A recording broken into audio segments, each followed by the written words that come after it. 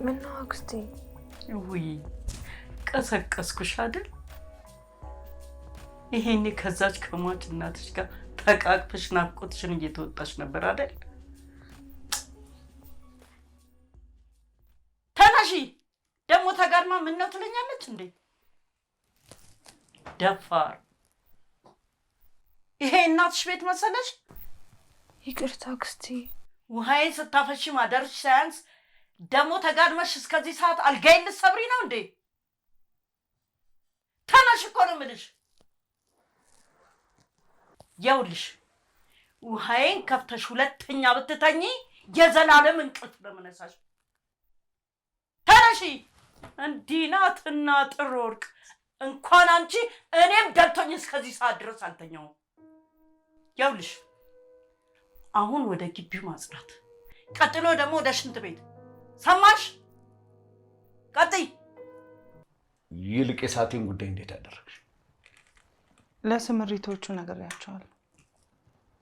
ያን ሰዓት ማግኘት አለብኝ።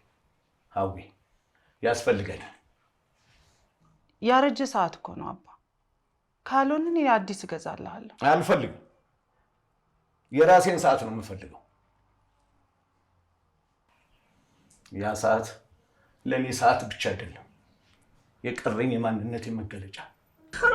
አታሺ ተረጋጋ እንጂ። እሱ ማራዳ ሆኖ ሊሙን ላይ ሙሉ ይዘን ቢሆንስ ይሄ ልጅ ያስፈልገናል እኮ። ተከሰይ ልጅ አለ እንዳትሰብሪ እያልኩሽ ትለቂያለሽ እንዴ?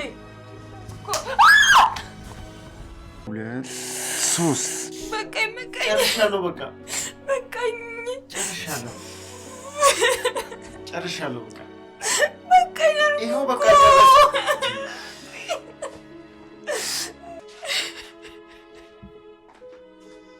ነው እንዴ? የአሁኑ ታክሲ ውስጥ አትገባም ነበር? እዛ ጋር አስፋልቱን ተሻግሮ ይቆምናል። ሌላ ታክሲ። አይ በእግር በሄድ ብዙ ይርቃል እንዴ? የታክሲ የለም እንዴ? አው እዛ ሰርቀውኝ ነው። ሌባ ነው እንዳትሰጪው፣ ተጠንቀቂ። እኔ እነግርሻለሁ። ያዘው እንዳያመልጥ። መጀመሪያ ያለብኝ ይመስላል። አይመስልም። ለምን? አሃ ቅር ያለህ ለካ ስራ በመቀጠሪያ ነው አይደለም። ታዲያ ምንድን ነው? ነው ወይስ ራሷን የቻለች ሚስት እንድትኖር አትፈልግ? ለአንተ ስል አዲስ አበባ መጣሁ። የማልፈልገውን ኑሮ እየኖርኩ ነው።